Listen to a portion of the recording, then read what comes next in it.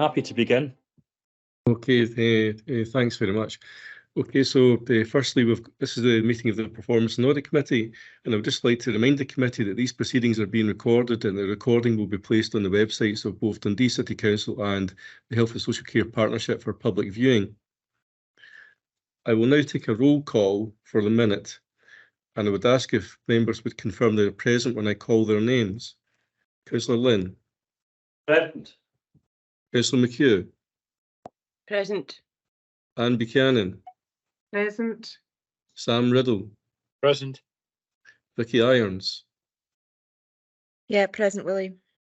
Dave Berry. Present, Willie. Dr. James Cotton. Dr. Cotton. Cool. Mark Graham is absent at present. Diane McCulloch.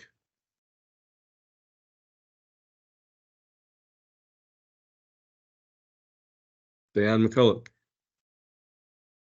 Apologies. I had the wrong my sound switched off. Yes, I'm here. Okay, thanks very much. And I received apologies from Tony Gaskin, and Barry Hudson is here as his substitute for this morning. Barry Hudson, you're present? I'm present, thank you. Okay, thank you. Raymond Marshall. Yeah, Mark Raymond is absent at this moment in time. And I received apologies from Martin Sloan. He's hoping to attend later on in the morning, but Martin was absent at present. Okay, thanks very much. That then takes you on to declarations of interest. It's whether or not any members have any declarations they would wish to make to the content of the agenda as it stands. And I'm not aware of any declarations, so I'll mark that as none. It then takes you on to item 3, which is a minute of the previous meeting of the committee held on the 1st of February 2023, which is submitted for approval. And it's also the accompanying action tracker, which is for noting. Can the minute be approved? So, yeah, I'll just go through this page by page. Well, I actually see nods. Does anyone think the minutes are not an accurate reflection of our previous meeting? No. So, yeah, these can be approved. Thank you. Any questions on the action tracker? I have noticed that a lot of them are really delayed.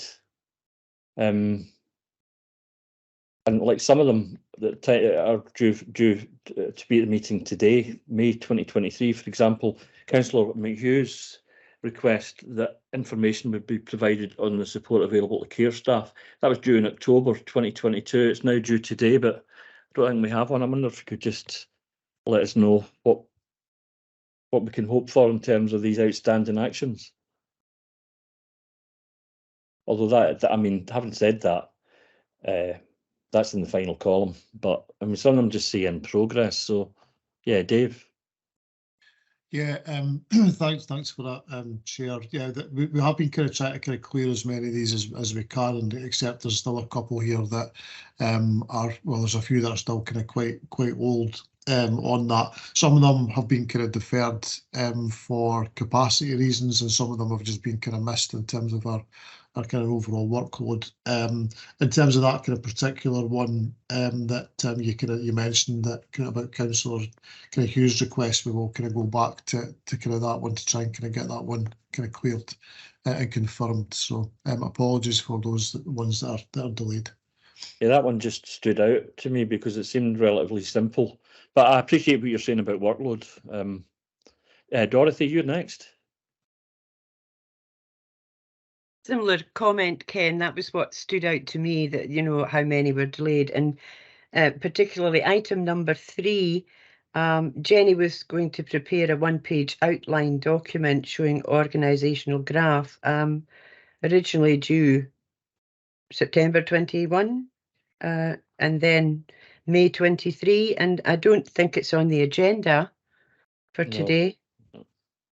Yeah, so that's, I see Jenny's hand. Would you like to come in on that, Jenny? Yeah, I don't know how that one ended up recorded against me, but I don't think that one probably is for me to do. But having said that, I did prepare something which I've circulated to people to have a look at that can come to you.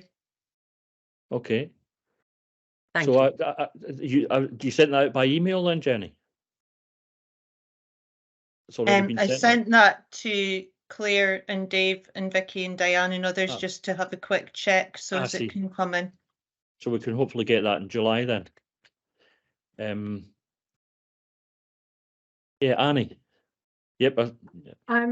It's not so much an issue for me because I'm standing down at the end of June, but I think in governance terms, when we've got things that were supposed to be completed in 2021 and it's now 2023, I think in terms of governance, we should have some kind of update every 6 months. And I do appreciate capacity's been an issue and I get that, but I just think to have things just sitting there saying in progress for almost 2 years doesn't look good. So I just think you need a wee bit more rigour around the governance would be my suggestion. Yeah, I agree with that. Any other hands? Jenny and Dave, I'm not sure if you want to come back in or if you just didn't put your hand down. Yeah, can I just come back on a couple of things? I absolutely can accept the comments that have been made around the kind of tracker itself. So we'll kind of, as I said before, we'll endeavour to kind of get these ones cleared off. You also kind of note the other item on one of the other items on the agenda around the governance action plan that kind of Barry will kind of talk to as well in terms of the internal audit report. So again, that will kind of hopefully kind of help us move forward with some of those as well. Just kind of one kind of final point in terms of the time frame and probably the kind of quick discussion on the structure diagram, for instance, as a case in point. The time frame is not necessarily dependent on a formal Performance and Audit Committee meeting. It will depend on what the kind of subject matter is. So, for instance, sending out a kind of copy of the structure report doesn't mean to say, because we've not done it for May, that you're going to have to wait till the next kind of Performance and Audit Committee, probably the kind of September one, to receive that. That can be kind of distributed by kind of email in between. So yeah, that would need to be approved. We only have four meetings a year, so no, we'll kind of use other means of kind of getting these boxed off for you. Oh, of course. So that the next meeting's actually August then. I'd forgotten that we were only 4 times a year rather than 6, like the IJB. Is there any other comments on the action tracker? Or no, Willie, next item, please. Yeah, thanks very much, Chair. Takes you on to the agenda. Item 4, analytical review of emergency readmission rates. And this is for noting, and I believe that Catherine Sharp will be speaking to this item. Thank you, Willie. I'll keep this really brief because I think the agenda note's probably reasonably self-explanatory. It's just a brief update for the members of PAC on the ongoing work on our readmissions data. The 2 key things to pull out are that we have now completed some of our local work around the technical understanding of the indicator and local recording and reporting, and that's meant that we've recommenced our readmissions reporting. Lindsay will speak to that in the next paper, and apologies, the reference in the paper to that report is wrong, but it should be PAC 17 rather than PAC X. So Lindsay will cover that in a minute. That technical work has also helped us to reflect on our current performance. We still continue to be an outlier in terms of readmissions based on the current definitions of the national indicator, but our work to date has also helped us to identify a range of areas for further analysis that are listed towards the end of the agenda note. I'll not go through those, but I'm happy to answer any questions on them. We're continuing to work on those, primarily with a focus on trying to understand readmissions as part of a wider patient experience in a modern system of health and social care where we have multiple front doors. So although the focus is on the readmissions indicator, that necessitates us looking at kind of more holistically at pathways of care and admissions activity across the system as well. We are working well in collaboration with the business unit at NH&S Tayside Public Health as well, both locally and Public Health Scotland, and we're continuing that approach. So we hope to have a full analytical report update for you at the next PAC in September. Great. Any questions? This is for noting, comments. Annie.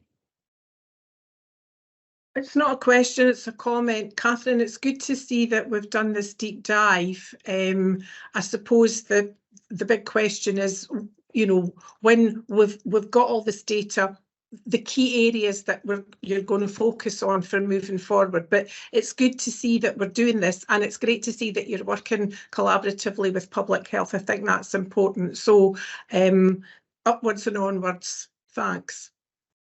Yeah, thanks for that, Annie. So yeah, as I said, that's for noting. Next item, please, Willie. Yeah, thank you very much, Chair. Item 5 then is the D-Health and Social Care Partnership Performance Report, Q3. This is for noting, and I believe Lindsay Webster speaking to this item. Okay. Hi, Lindsay. Go ahead, please. Yeah, thanks very much.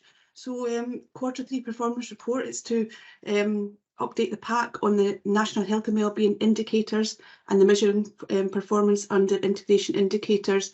And data has also been provided for the second consecutive quarter in relation to the demand for care at home services. So in terms of what the data is telling us, in summary, there's still variation by deprivation, with poorest performance in many of the most deprived LCPPs. When comparing to the 15-16 baseline, which we have a statutory duty to do, or in fact the previous 5 financial years, performance was poorer in Q3 for the rate of the 18+ emergency admissions due to a fall, A&E attendance for 18+, emergency admission numbers and rate from A&E, 28-day readmissions, percentage of care services graded good. That's actually an annual measure, and standard bed days lost rate to delayed discharge for over 75s. So in terms of going back to emergency admissions rate, despite having a deteriorating rate, we're still sitting second best in the family group, although still the poorest in Tayside for that one. Overall improvement in bed days lost rate for over 18s since 15-16, although there have been increases in Maryfield and Strathmartin. But for that indicator, we're still sitting at best in family group and also in the 3 Tayside partnerships as well. Deteriorating performance in readmission rates. Catherine's already covered that in the agenda note, but we do have additional areas of analysis that we have prioritised to look at, in addition to looking at the sort of operational understanding, to look at ways of areas for improvement. For instance, analysis of GP practices and readmission rates, etc. Also, rate of hospital admissions due to a fall is still high. It's actually 36% higher than the 15-16 baseline. So the falls data group is still prioritising this and still trying to really understand the data to make improvements around this. Bed days lost to delayed discharge for over 75 for standard delays is poorer than the 15-16 baseline, and performance deteriorated in 6 LCPPs. We are due a discharge management report at the next PAC in September. However, there has been improvement in the bed days lost for over 75s for complex delays compared with the 15-16 baseline, although we have noted a deterioration over the last 4 quarters, which is being monitored. And again, this will be included in the discharge management report for the September PAC. Moving on to demand for social care services at the 20th of March 2023. No one waited in hospital and 57 people waited in the community for a social care assessment, and that's a decrease over the previous 4 weeks of improvement.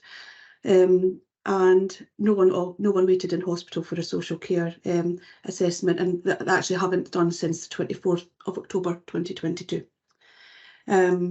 51 people were assessed and waiting in hospital for a care at home package, and this is the lowest in the last 6 weeks. And when we look at that in terms of hours, that equates to 855 hours, and that's the lowest number of hours in the last 7 weeks. 174 people were assessed and waiting for a community care, a care at home package in the community. That's the lowest in the previous 15 weeks, and that equates to 1,367 hours.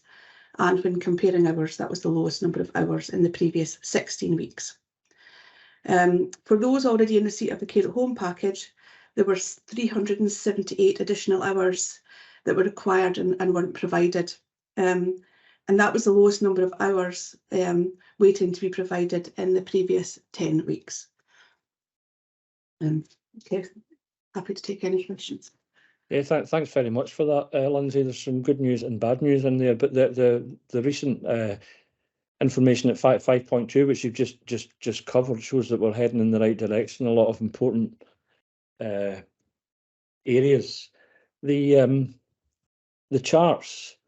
I noticed in table 2, performance in third quarter of 2022-23 compared to Dundee. That's compared to the whole city, I guess.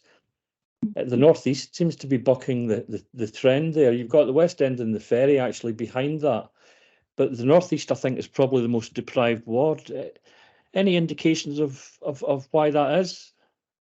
Yeah, well, Northeast has the youngest population, so the youngest population not having experience although we do in Dundee experience multiple morbidities at an earlier age than other partnerships. Some of the population won't have reached that level of comorbidity yet, and also we aren't reporting a standardised data to take into account of the population size, age, gender. If we were to do that, then the data might look a little bit different. We're just looking at reporting actual numbers and rates. Thanks, Lindsay. Dorothy? Thank you. I had a similar question to you, Ken, so that's useful to know about the northeast having the younger population. I have a question on 5.2 as well. The first bullet point, which I'm not understanding, so perhaps you can help me with this, Lindsay. 57 people waited in the community for the social care assessment. This is an overall decrease over the previous 4 weeks from 41. That looks like an increase to me. Or am I not understanding what I'm reading here? I certainly didn't understand it when I first read it because I hadn't noticed that. Yeah, I'm reading the same. I shall look into that. I was the same. I thought that didn't read right. Eh?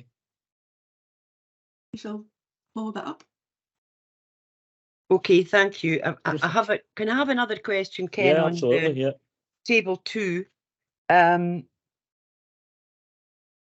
table 1 it is actually. I see the benchmark is against the baseline at 15-16, and I just wonder, does there remain merit in comparing current performance with an 8-year-old baseline? Who would like to come in? Oh, Lindsay, yeah, obviously you would like to come in. Yeah, absolutely. Okay, so we have a statutory duty to compare our performance over the last 5 years. So obviously when integration started, that was 15-16 was our first year of integration. So we would have been due to move forward with that, but then COVID happened and there was so much variation during COVID, we felt it best to compare back to 15-16 so that we can get an accurate comparison with a normal system, basically. We do need to review that at some point and agree when would be an appropriate 5-year period to benchmark back. But that was our reason for sticking with the 15-16. That's useful. Thank you. It might be time to reflect on that, but thank you very much. If we went back 5 years from now, that would cover the whole period of COVID, wouldn't it? And that would maybe make that picture look very different, wouldn't it? Annie Buchanan. I think for me, this kind of some of the inequalities that we have that are reality are kind of at large. Is any of this report shared at council meetings? Would councillors not find some of this quite illuminating? Not at this level of detail, no.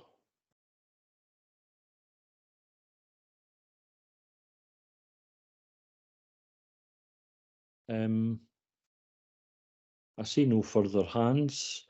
I'm just scooting through this to see if there was any other points that I wanted to make. There's so much data in the today's agenda. Well, that's what we're here for, really, to scrutinise that, aren't we? No, I don't have any further questions. I think this is for Dorothy. Would you like to come in? Yes, Just raise sorry, your I hand, had yeah. forgotten there was a table 3 that I've got about 100 comments on, but I won't bore you with 100 comments. One of the questions I had was the dotted line. Again, this is helping me to understand what I'm looking at. The dotted lines says they're linear. I don't know what that means. Can someone explain to me what I'm looking at when I look at the dotted line? Yeah, Lindsay. Yeah, okay, so the dotted line is a trend line, which is calculated in Excel to allow us to take into account some fluctuations. It allows the trend line so we can understand if there is an increase or decrease, because sometimes when you look over a number of points, it goes up and down, but we want to know, is it overall increasing or overall decreasing? So that's what that trend line is helping us to understand. It's wording then that's helped me. Trend line I understand. Linear was foreign to me. I didn't know what that meant. Could I look at page, well, in my bundle, it's page 28. It's chart 1, number of people waiting for social care assessment. Does this data suggest that people are electing to go home to wait rather than staying in hospital?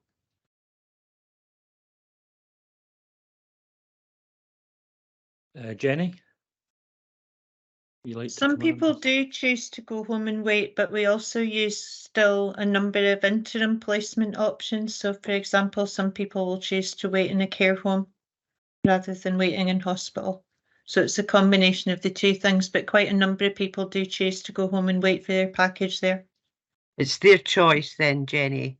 It absolutely is. Entirely, and yes. You know, it's very much done on a risk basis as well. So there are some circumstances in which that might be more comfortable than others. Thank you. Yeah, Dorothy drew my attention to that 0.11 premature mortality rate. But my question is not about the dots. It's about, I mean, I've heard quite a lot of stuff, a lot of speculation about premature mortality has risen quite dramatically, but this only goes up to 2020. I mean, I know that COVID would skew it, but it'd still be, useful to see. A conspiracy theorist might have a field day with that, actually, saying why, you must know the figure for 2022 and 2023. Why is it not there? Lindsay? Yeah, absolutely agree. We would love to find out what's going on there. We're just watching and waiting for that to be published, and then when it is, we will include it. But yeah, But everything else is up to date, though. That's the only one, isn't it? So when do you think? So this is for Dundee, this premature mortality rate. So who are we waiting on? It's not the Scottish Government, it's ourselves we're waiting on, surely. No, it's Public Health Scotland we're waiting for. I'll go and try and find out when they're intending on publishing that, but it's possibly a resource thing stemming from COVID, but we're needing to, it's a national indicator, we're really needing to know what our position is. We really are. Agree. Thanks for that, Lindsay. No problem. And I think, okay, do we accept the recommendations from 2.1 down to 2.4, which is we're noting? So I think that's duly noted. Thank you. Next item, please. Yeah, thanks very much, Chair. And just to advise the committee that Martin Sloan has joined the meeting and will be recorded as present. The next item before you is item 6, mental health performance. And it's a report by the Chief Finance Officer, and I believe that both Linda Graham and Lindsay Webster may be speaking to that item. Okay, who would like to go first? Linda? Hi, Linda. I'm happy to start off if that's okay. So the purpose of the report, a suite of measurement relating to the activity of mental health services for scrutiny and assurance. So the PAC approved the draft suite of measurement in February, and the first report of this was scheduled for September this year. But at the request of the chair of the IGB, the reporting has been brought forward for this. So the pack is being recommended to note the content of the report and discuss any further areas for development. I'd just like to note that the suite is dynamic and it will be improved as we report and discuss. And there are some measures which we could not report at shorter timescales, and they're still in development, particularly delayed discharge figures. When we looked to disaggregate that data, the numbers were far too low and actually identifiable. So we have removed them for the time being while we work through an alternative solution. In terms of what the data is telling us, a lot of it is activity data. But in terms of sort of key messages that I noted from that was the lower bed age rates for mental health admissions, in line with all admissions actually, which we had in Q3, and the improvement in the percentage of patients referred to psychological therapies who commenced treatment within 18 weeks. That improved from 45% in Q1 to 72% in Q4.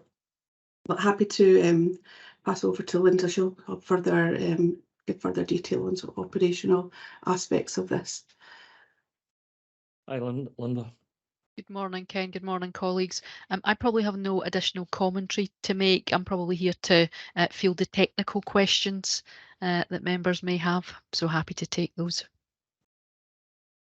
So what we're being asked here really is just to agree that these indicators are appropriate and sufficient. Anyone have any questions? I certainly think there's a very comprehensive suite of indicators. Dorothy, who's on silent? Forgive me. No problem. Yes, I agree. Good information. I have a question on item under local context, page 37 in my bundle. Sorry, I think I'm missing a page. Oh no, 6.5. I beg your pardon. 6.5. Number of community-based mental health appointments. The last sentence says the number of people discharged without being seen follows the same pattern. Now, what does that mean, discharged without being seen? I wondered that too, actually. Yep. Linda.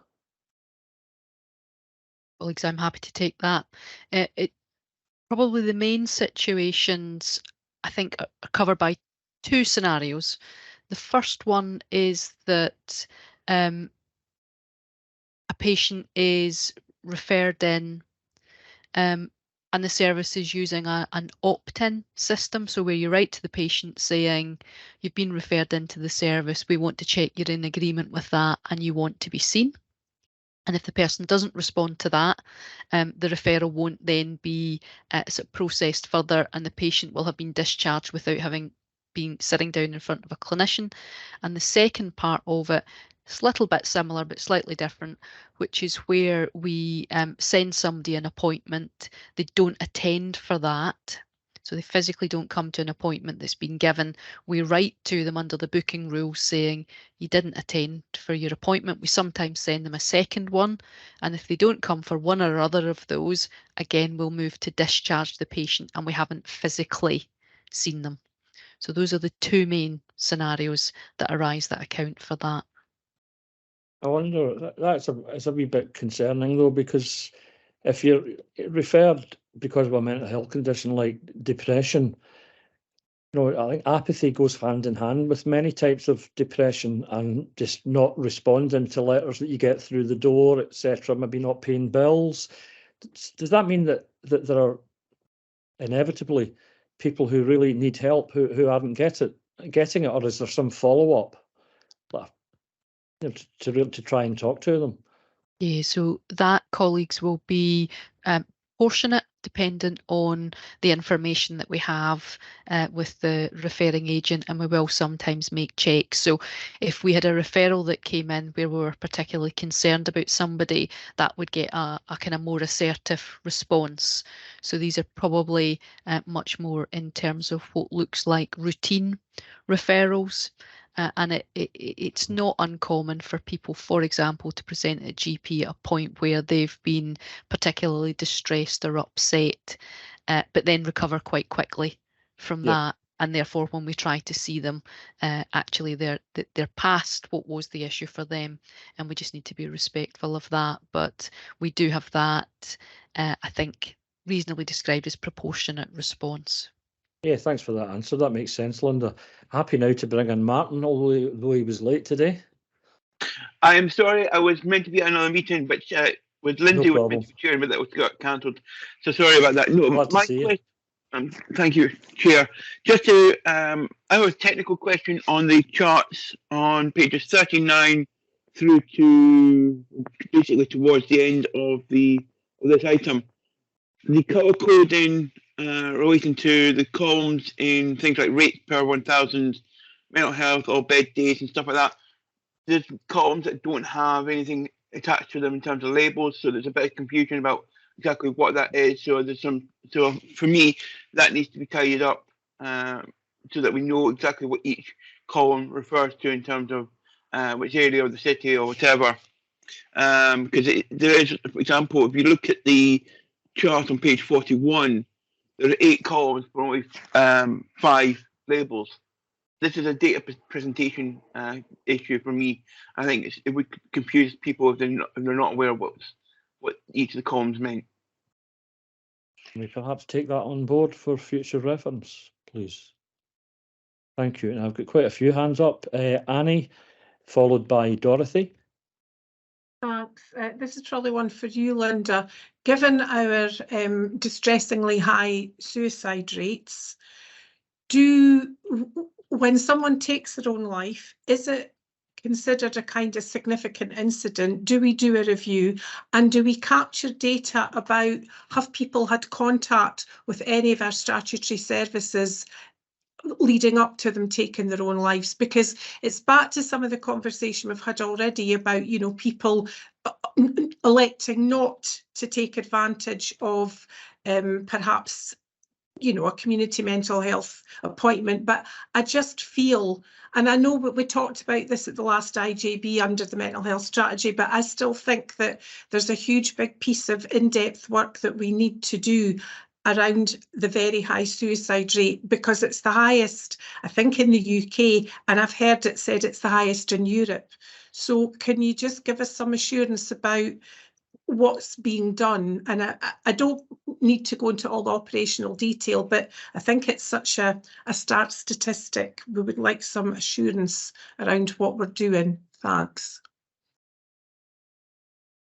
Certainly, and I will keep it brief. So the very, very short answer is yes, but let me expand that just a little bit. So there are 2 main review processes that we have. One is a review process around all mental health deaths, and then the complementary process is the Tayside multi-agency suicide review process. Now, our definition of a mental health death is somebody who has had contact with mental health services in the year prior to death. Now, that for us would include somebody who was referred in and was triaged as not requiring us, or somebody who didn't attend.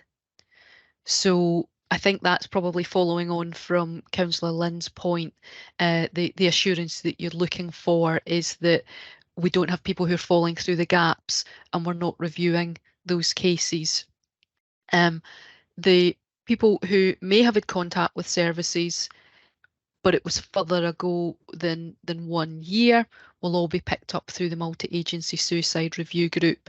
And we have a range of our clinicians sitting directly on that group, in addition to the linkage that the chairs of our adverse event groups do with Jane Bray as the kind of lead for the suicide review group, looking for sort of trends. So if I give colleagues a for example of that, our adverse event group, because of the very granular detail we have as part of our review processes, spotted a geographical link with, I think, 3 deaths that we'd had within 2 streets of each other. Now, what that triggered then was talking to Jane's group and also then our suicide prevention work to mean that we could treat that almost as a place of concern, and we then start actions around that. So I think it's probably an area where if we looked at our review processes and the linkage of those, we'd probably be seen as doing really well and having good practice, despite the fact that we exist because of the tragic statistics that you're talking about. Chair, can I just come back in? Can I suggest, Linda, I'm not sure, I mean, I was the chair of care governance, but I'm no longer because I'm leaving, but Sam's the vice chair. I think that the output from those reviews, I've never seen them reported anywhere. And I think given it's such a huge issue, can I suggest that perhaps there's some mechanism for maybe a 6-monthly report about all of that work that we're doing, that's great to know, but I think I didn't realise it was happening. So can I make a suggestion? Perhaps that can go up through care governance going forward, because I'm sure it's something people would be really interested to know, you know, what's happening, what we're doing and how we're improving things. So I'll shut up now. Thanks, Chair. Dorothy. Thank you. I've got a couple of comments on the data presentation and one question, if I may, Chair. Page 39, the headline of the headings of the table. The last quarter's not a full quarter, it goes to February. Is that correct? So we can't really properly compare this data with the previous quarters. That's just a comment. Maybe you could confirm that or not. And another comment on the data is on page 40 of my bundle. Number of mental health emergency admissions for people aged 65 plus. In the third column, that's the quarter 3, 21-22. Hello. Hello, who's calling, please? I'm in a meeting at the moment. Sorry. It's got 10 in that number of mental health emergency admissions for people aged 65 plus, got 10. And I think that's a mistype. No, right.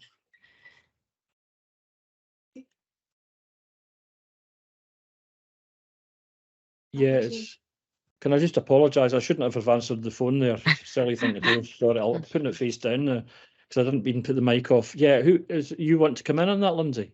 Yeah, absolutely. So in terms of our Q4 data to February, when we received the data, we only received the data up until February. So we have included rolling quarters for comparative purpose, so we can compare year by year. So each of those rolling quarters contains 12 months of data. So it's the same for Q4 to February. Instead of looking at April up to March, we're looking at the previous 12 months from February. So it is looking at a full 12 months of data. So it should be comparable with the previous quarters, but it doesn't contain data up until March, and that will be included in the next data set. And yeah, I can see the number 10, number of mental health admissions for people over 75 or 65.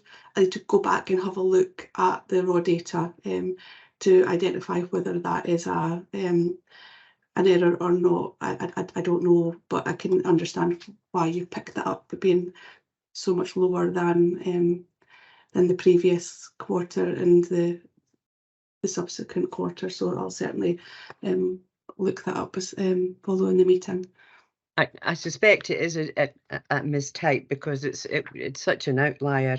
Can I just ask on the first page, rate per 1,000 mental health, all admissions, around 70% of admissions appear to be emergency. Is that, you know, what would be expected? You know, what happens in other areas? Is that kind of normal, within normal parameters?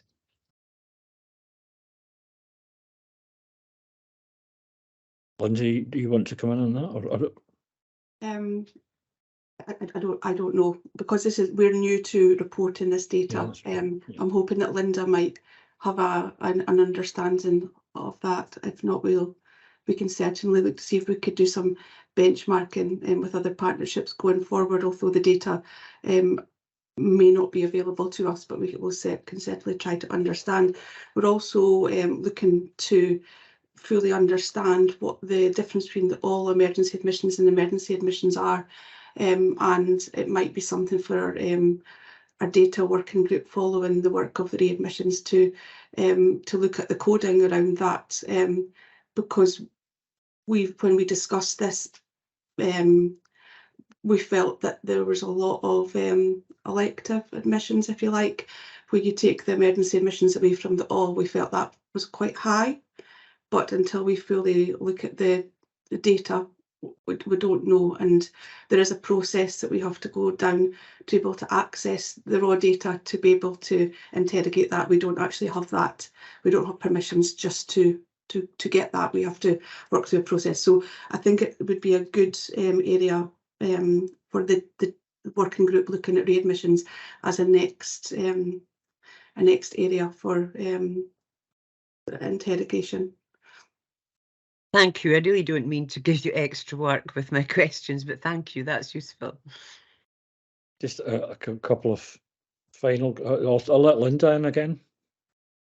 Linda Graham. Thanks, colleagues. I may not put in much additional because I equally don't have the benchmark figures against other areas. It strikes me it's maybe important for committee for us to provide the definitions for these to make them understandable. I think certainly the commentary from an adult mental health perspective would be that these days, I don't know that we have very many planned admissions. So Lindsay and I were talking about this before. So bringing somebody into hospital for initiation of a medicine such as clozapine, or bringing somebody in for ECT, it is really uncommon.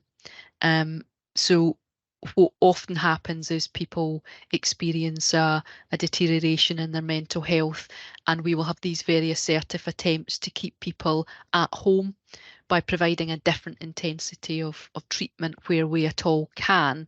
And I suspect at the point at which we've exhausted that, it will be seen that it's become a sort of emergency situation, and we're therefore planning or we're trying to admit somebody in a hurry rather than a sort of slow plan date for coming in the way that you might for your hip surgery. But I think if we get the definitions for the group, it will probably make those more understandable. Thanks for that. I just have one final question about the, it says page 52 on mine. I don't know if that corresponds to the paper versions, but it's about the navigator service and the paramedic response vehicle, emergency mental health response vehicle. There's no data on them, but I believe, I mean, they started out as pilot services, were deemed to be successful, and are now permanent services, I understand. But how did we assess how successful they were without data, Linda? So colleagues, we do have data, it's just not in the conventional systems. So when we talk about activity data and mental health, it's generally drawn from the system called TrackCare. And that links with electronic referrals. When we're doing, if you take something like the paramedic response vehicle, the activity data will sit with Scottish Ambulance Service and not within TrackCare. almost, if you like, aligned to our community mental health nurses who are involved in those. So we can get that data, which is why it's in your bundle and we would see it as under development, but we need to ask other people to provide that for us. We can't pull that or ask the business system to pull that information. The navigators are sitting in the emergency department, and it'll be more establishing whether they or indeed can move to kind of using track care, but it's almost when you have somebody already admitted and the referral will be seen as the admission to the ED, how then do you pick up that somebody else, so another discipline within the service has had an action at that point. So I'm thinking of an example, if you were admitted to the emergency department and you required an X-ray as part of that admission, people probably don't measure you going off and having your X-ray within track care as a new appointment. It will just be seen as part of that episode of care, and that's a kind of equivalence of what we've got with the navigators. They will be acting as part of that episode of care, but we will see if we can get away where that's easily available to us. Thanks very much. And we're going to have to wrap this one up soon. So I'll take Dorothy as the last question, stroke comment. Thank you. Just following on from what you said, Ken, people are looking at these tables in different formats.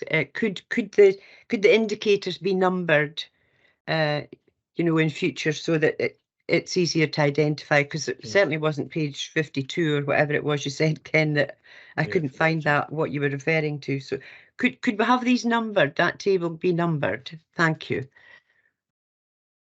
Yeah, it's partly because of my screen, actually. I can see it's page 40 something, but there's a line at the top so I can't actually see it. Yeah, but that would be useful. So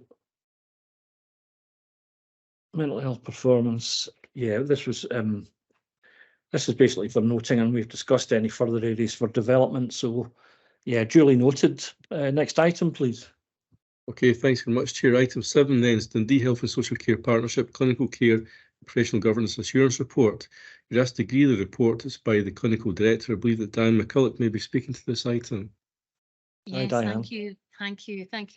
Ken, so just a couple of things in terms of before I start. This is the report that takes us up to effectively the end of March in terms of our clinical care and professional governance, and it was also considered by the Care Governance Committee on the 6th of April. So just the way our meetings fall, it ends up coming here a wee bit later than it goes to our other partners' boards. The other thing to say is that the report obviously includes quite a lot of information in relation to mental health. We've obviously just had the conversation which is there, so I'm not intending to say anything about that. We were asked to put some information into the governance report for Care Governance Committee following a question the previous time, and at the time we submitted the information we probably didn't have the analysis that goes along with it, and I think this is part and parcel of what we're finding just now, is that we're being asked to report data in a number of different places based on the questions that were asked. So we need to try to think and continue to think about how we manage to streamline the information that we're providing, particularly given that we're also looking now at a Tayside approach to mental health reporting. So we may see things change. So just to very briefly say, first of all, this report is as ever done by Matthew Kendi, yes, but he was unable to attend today. So you've got me, unfortunately, kind of giving you the input. So I'll very briefly speak to some of the report. As previously, we've said that we believe that we have a reasonable level of assurance in relation to our care governance, and that's around our systems of governance, our identification of management of risk, the fact that we can recognise and consider our scope for improvement. We take action where we recognise non-compliance, and we're aware of contemporary management of risk issues. So we keep a really good watchful eye, and we have a regular reporting aspect of that. We still have a number of risks that we report through, and 5 out of 6 of those sit within alcohol and drug services. We currently have a new service manager coming into place, and also we should be starting to think about the impact of our medication assistant treatment standards. So our intention is to review those risks going forward and look to see the relevance of them as we go through.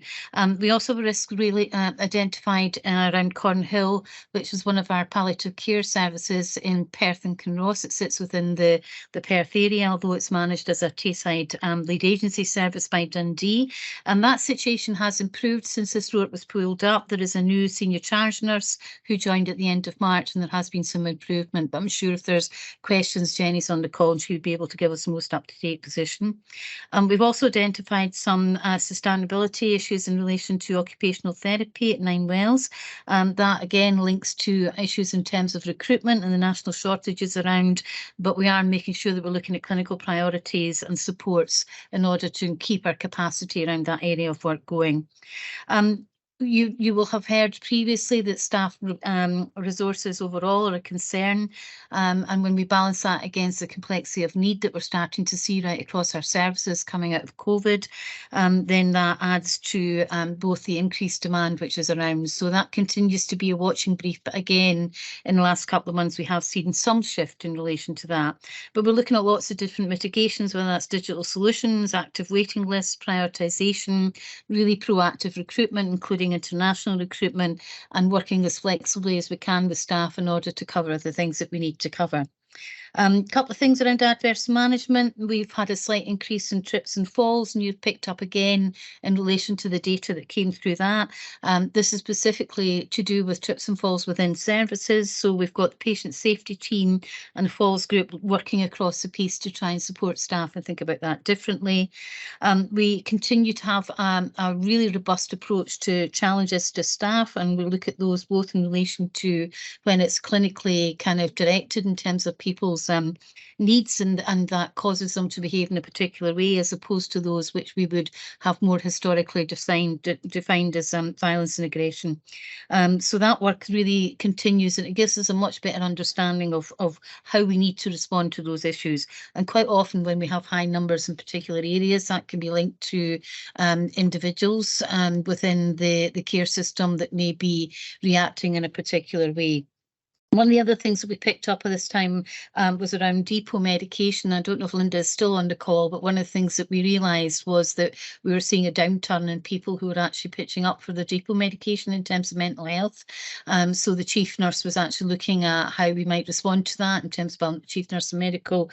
The mental health lead nurse was looking at how we might respond to that and to ensure that we're appropriately recording and taking action where that's in place. And I think that would be the main things that I would want to refer to at this particular position. So happy to take any questions and answer those that I can, but with colleagues' support. Yeah, Dorothy, would you like to come in?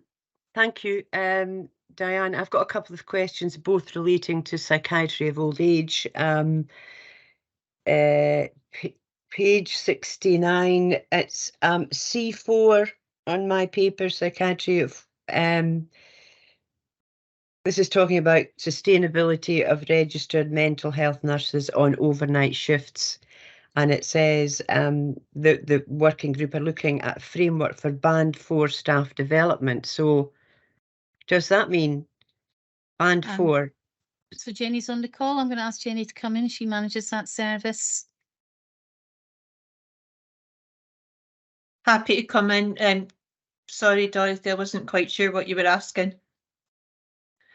Band 4 is not a qualified registered nurse. They're not a registered nurse. There is a qualification that they do in order to do that. It's not a role that should replace a Band 5 nurse, though, Councillor McHugh. It's an additional kind of, if you like, more similar to the old model of nursing where you had registered nurses and then you had other grades of enrolled nurses. They can do things like support around medication in particular tasks, but they would not replace a Band 5 nurse on shift. Okay, I'll take your reassurance on that, Jenny. I'm a wee bit, not unsure about this. I have another question on psychiatry of old age, if I may. And this is on D6, clinically challenging behaviour and violence and aggression. Psychiatry of old age teams are reporting, excuse me, increased challenges in regard to patients being younger, fitter and stronger than previously. Now there's an age limit, isn't there, for admission to psychiatry of old age? So No. Okay. Could you No. explain that to me, Jenny? Thank you. So basically the hope would be that you would get to a point where you'd be admitting people to the best place for their needs. But in terms of people with dementia, quite often that is seen as being psychiatry of old age for dementia that's early onset. It's not ideal, but it's the best option that we have. Things like alcohol-related brain damage are the ones that are increasingly younger, and some of them are quite young. But also in terms of that age limit, 65 is relatively young when compared with 85. So the two main things I think are people with kind of long-standing mental health issues at a fairly young age, but still over 65, and increased numbers of people with alcohol-related brain damage. So it's a client group that we're having to become more experienced in working with. Thanks, Jenny. Good. Thank you. Okay, Sam, would you like to come in now? Okay, Ken, yeah, thanks. It was just an observation as opposed to a question. Part of my learning, I attended one of the weekly huddle meetings that Matthew runs, and I sat in the background, and it was just to say how reassured it was at the end of that, how every significant event and every complaint, how serious it was taken, and the amount of detail that each case they went into it. It certainly, I came away feeling very reassured of what they were, what they do in that meeting that they have every week. Yeah. Pleased to hear that you had a good experience there, Yeah. Sam. Yep. I don't see any other hands. So this report is for noting and for purposes of assurance. Are we suitably assured? Yep. Thank you. Yep. Next item, please. Yeah, thanks, Chair. Item 8 then is a quarterly complaints performance report, which is for noting, and I believe that Lindsay Webster may be speaking to that item. Hey, Lindsay. No, sorry, just got a bit of confusion on that one, Kent. So Claire's going to kind of talk through that one. Just before we kind of do, just kind of a couple of words on this one in particular. By way of introduction, you'll see at section 4.3. So in order for us to be able to kind of produce the complaint support, we're relying on receiving the information from both council systems and NHS systems. Unfortunately, this time round for Q4, we did not receive any information from NHS Tayside to allow us to kind of, or to enable us to kind of provide the to prepare the report for you. So we did kind of ask numerous times. I did kind of escalate it, and no, we didn't get the information in time for this report, which is particularly disappointing. We do have now kind of access to the information to enable us to do this in future. So hopefully this is a kind of one-off process. And I believe, Claire, I think for the annual report, we've also got information to enable us to do the annual report, which will be presented to the June IGB. So, no, just it's disappointing we don't have full information for you today for this report. We do have the kind of the council side of things, and only the information from NHS up to Q3. So I'll pass on to Claire just to kind of talk you through a bit more of the detail of the report. Yep. Hi, Claire. So to focusing on the social work council complaints, there's been a very small increase in the complaints that we received, but it's minimal, really, up from 7 up to 12. We've managed to close quite a few complaints within the last quarter, and we closed 75% within timescales, which is good. But really, there isn't a lot more that we can draw from that information,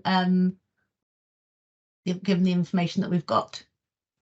So it's quite a brief complaints report this time, but we do have the access to the full information for the annual complaints report. I think what always strikes me about this report is the very small number of people who have made a complaint out of many thousands of people who access services. But you know, it's good that we keep an eye on this. So yeah, pretty good report. I think which is for noting unless anyone else wants to come in. And I think it was good to, actually, it was good to put the compliments in as well, although you might argue that that could be balanced by a sample complaint, but there were no complaints about the Integration Joint Board itself. So no, there have never been. I don't want to jinx it. Oh, Let's not jinx been. this. There has never been a complaint about the IJB itself. That's reassuring. It is indeed. So yeah, that's duly noted. Next item, please.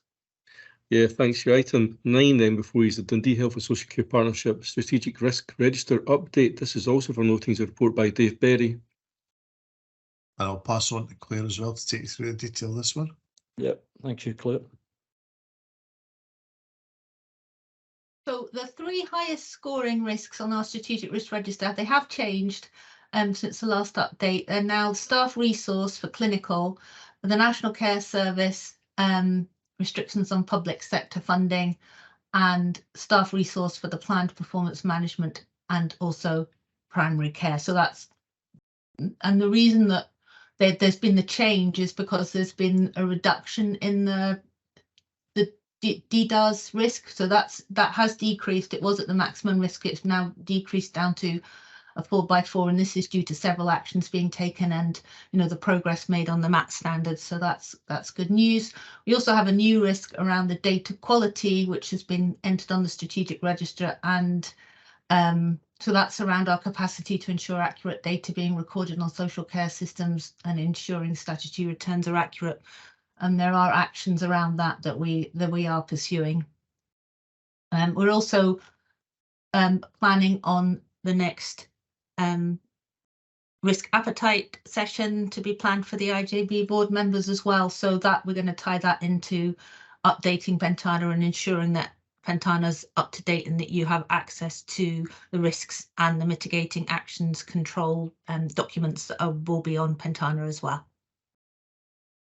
Chair, just before we move on from that one and kind of see if there's any questions, just on the risk appetite session, we are hoping to try and get an appetite session in before the summer recess. So we'll be kind of writing to Willie soon, looking for dates that are suitable for members. So hopefully we can get something that suits everybody for that.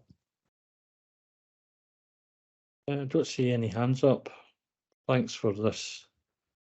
Presenting the item. I'm particularly pleased to see the improvement in terms of risk of DDARS and that things are really moving with the MAT standards. National Care Service, that's still a bit of a difficult one to judge exactly what's happening there. I don't know. That's for sure, but I think there's a lot more talking to do. But yeah, thanks for that presentation. And this is for noting. Thank you. Does anyone need a break, or I wonder if we're near the how far we are from the end?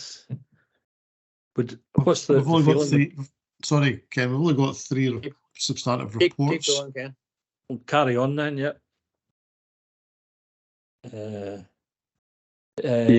Yeah. Well, if you'd like to take us on to the next item. Yeah. Oh, Jenny, your hand's up. Is that legacy hand or? Yeah. No, I think what happened was my internet dropped out at the mention of the National Care Service, and that was me trying to recover it. Okay. Yeah, Willie, yeah. Yeah, thanks, Chair. Item 9 having been noted. Item 10 then before is the De-Integration Joint Board Internal Audit Report, Governance Action Plan. Again, this is a report by Dave Berry. Okay, Dave. Okay, thank you. I'll just say a couple of words of introduction. I'll pass on to Barry to kind of take you through some of the details. So this is one of our substantive audits that we'd kind of asked internal audit to review over the last 12 months. So it is kind of particularly focused on the governance action plan itself. So I know there's, Ken, you're probably the only kind of member of the IGB still remaining when we introduced the governance action plan kind of pretty early on in our development. I think, you know, one of the key things around that was, as we were an emerging organisation, There was an awful lot of things that we had to put in place for governance, whether it's around kind of workforce, finance, you know, kind of data protection, etc. So a whole kind of range of governance processes that were around, and we had to develop a lot of these. And throughout that process, there was kind of continued assessment around areas for improvement, and the governance action plan kind of reflected that. You see from the report and the reflection from internal audit has become, well, they're not saying this, but it's become a bit of a monster in terms of kind of all the different actions there. It has become quite difficult for us to try and kind of manage, despite doing things like kind of putting the actions on Pentana, the kind of the sort of performance management system, so we can kind of track changes, etc. So we'd asked internal audit to kind of have a review, kind of see what improvements that they could suggest, and the findings are set out to you today. So with that, I'll pass on to Barry, and he can take you through what internal audit have found. Thank you. Yeah, Barry, you, Dave. welcome. Thank you. I actually think Dave's covered most of what I was going to say. I mean, the initial internal audit recommendation for the first governance action plan, that was presented to the PAC in March 2019. Whilst we note the background to producing the one overarching governance action plan, we were of the opinion now that this approach has become overcomplicated and was quite difficult to follow. Whilst we understand there's going to be duplication of themes across these different assurance reports, we think going forward, we're of the opinion that separate reports would be a better way of providing the assurance. And within the recommendation to the report, we're recommending that we have sort of an internal audit report specifically for those arising from the annual internal audit reports. There's a separate report should be for external audit recommendations. Any other sort of recommendations, for example, MSG report and sort of governance statement improvement actions. Management action in relation to the recommendation, it was agreement that they would take this forward, and we're more than happy to help and advise, etc., on layout of reports going forward. So. Thanks for that. Any comments or questions?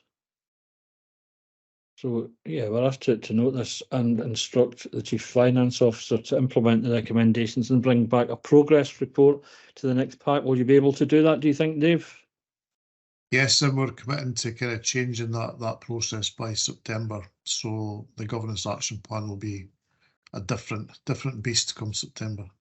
Okay, thanks very much. Next item, please, Willie. Yeah, thanks. Item 11 then, Governance Action Plan Progress Report. Again, it's a report by Dave Berry. And just following straight on from that report, we've kind of continued to provide the kind of format that we've done previously.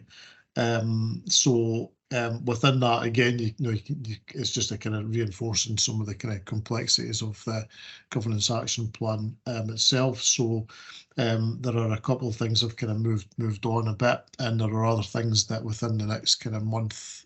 So kind of looking at our planned June IGB agenda, for instance, there's kind of issues around Category 1 responders. So I think there's some like 3 outstanding actions on the governance action plan in relation to that alone. So, you know, hopefully things like that we would kind of tick off and complete at that stage. So similar to the action tracker, there are a number of historical ones that we haven't kind of managed to progress, but taking the new approach that internal audit are suggesting, that will give us kind of more focus, because they'll not be as kind of lost in the big list of things to do as they are at the moment. What was also important to note is that in terms of the progress of the action plan itself, what you'll see at each meeting, or what you have seen at each meeting up to now has been where things are 100% no, that's the ones that have just turned to 100%. The ones that were 100% previously, in terms of they've been completed, are kind of removed from the action plan. So really, what you're not seeing here is all the other actions that have been kind of identified and kind of delivered.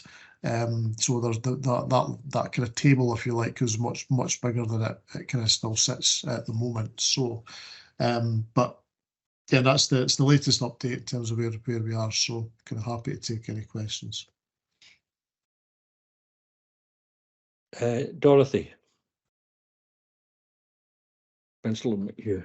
Thank you. I see that 21 of 25 actions are overdue, Dave. Now, I note what you just said about all the completed ones have been. It is a much bigger report, actually, because many are completed. So that perhaps affects this. This is a very narrowed down report, but it still remains 21 out of 25 are overdue. Yeah, and quite, yes, absolutely. Quite seriously overdue. In comparison to the original due date and even the revised due dates. But I appreciate the complexity of what you're doing. Anyone else? Was that the last item? I think it is. Here we have the item 12 before you. If item 11 has been agreed. Oh yeah, of course. Yeah, that's agreed. Yeah, isn't it? Yep. Yeah. No dissent. No. Oh yeah. Sorry. Well, I carry on. Yeah. Okay. Thanks very much. Then it takes you on to item 12. Then Dundee Integration Joint Board Internal Audit Plan Progress Report. Again, it's a report by the Chief Financial Officer. This is just our kind of regular update on the plan. I'll kind of pass over to Barry to kind of just advise of this one. Yeah, thank you.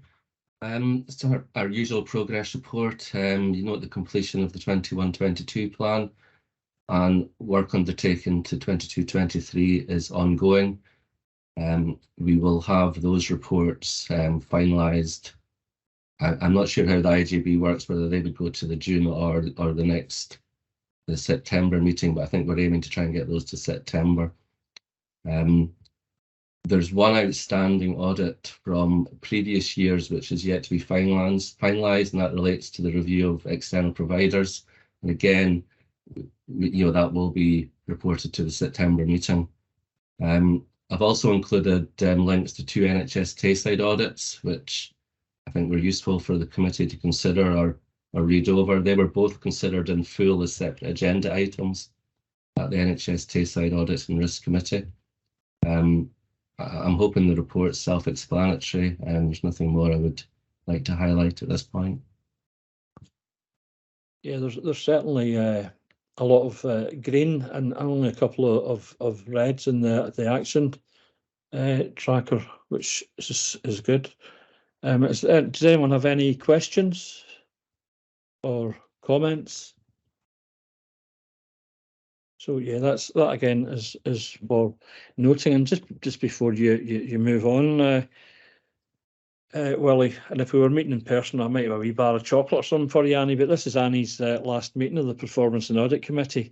I just wanted to thank her for all her input over the time that she's been a member, and I'll personally be really sorry to see you go.